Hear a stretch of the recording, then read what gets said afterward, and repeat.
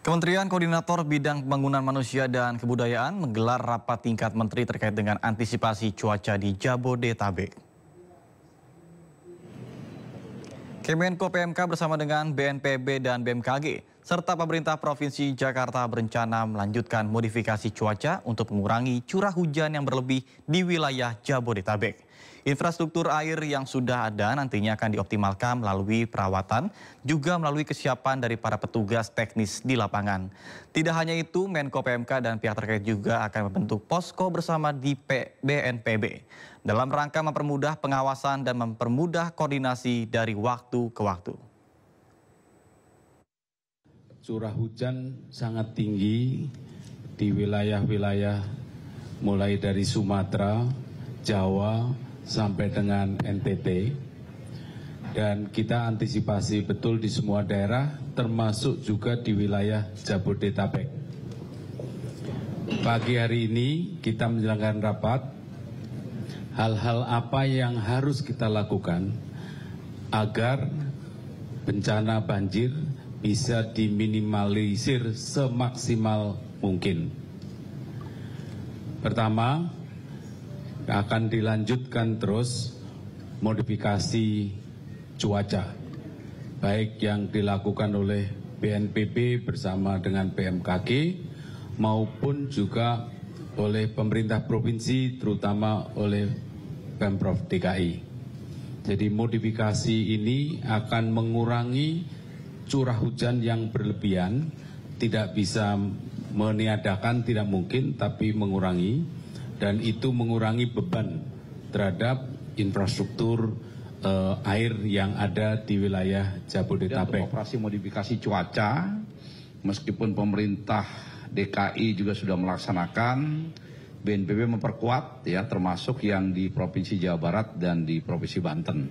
Nah, langkah-langkah ini juga kita harapkan bisa mengurangi jumlah hujan yang turun secara ekstrim. Kalau kita lihat di Jakarta 1-2 hari ini adalah salah satu bukti bahwa operasi modifikasi cuaca itu bisa tepat atau berhasil dilaksanakan. Semakin meningkat, artinya kemarin alhamdulillah karena Bapak Gubernur juga sudah melakukan modifikasi cuaca, jadi yang harusnya lebat itu tanggal 7-8 itu bisa dikendalikan ini.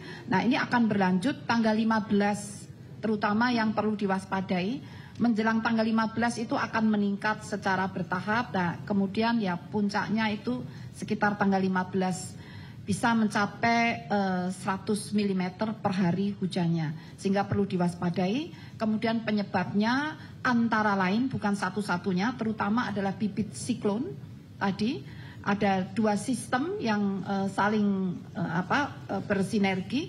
Selain faktor-faktor yang lain terutama La Nina. Ini musim menjelang puncak musim hujan yang diperkuat dengan efek La Nina lemah, kemudian juga Madden-Julian Oscillation yang gerombolan awan-awan dari arah Samudra Hindia Barat Indonesia itu, jadi kombinasi seperti itu.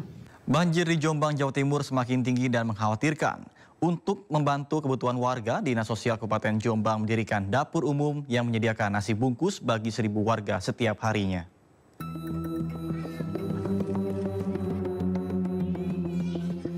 Banjir meluas ke 8 desa di Kabupaten Jombang, Jawa Timur Selasa sore. Bahkan di desa Jombo, Kecamatan Kesamben, ketinggian air terus bertambah. Titik terdalam banjir di desa Jombok saat ini mencapai 150 cm. Untuk mengantisipasi terjadinya hal-hal yang tidak diinginkan, sebagian warga terutama lansia dan anak-anak saat ini sudah diungsikan. Ada 2 titik pengungsian yang disiapkan BPBD. Di antaranya adalah kantor desa Jombok dan kantor desa Bliding, Kecamatan Kesamben. Sementara untuk kebutuhan konsumsi warga yang terdampak banjir, Dinas Sosial Kabupaten Jombang melalui tim Tagada juga telah mendirikan dapur umum di halaman kantor desa Jombok. Setiap hari, dapur umum tersebut diberi tugas menyediakan 1.000 nasi bungkus untuk memenuhi kebutuhan makan dan minum warga setiap pagi dan malam hari. Terkini mulai pukul 12.10 trennya masih naik, meskipun naiknya tidak terlalu signifikan. Jadi harapan kami semoga hari ini tidak terjadi hujan lagi agar tren air bisa menurun.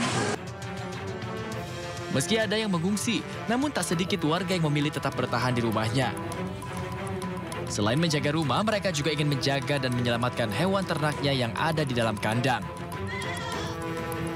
Dari Jombang, Jawa Timur, Mukhtar Bagus, iNews melaporkan.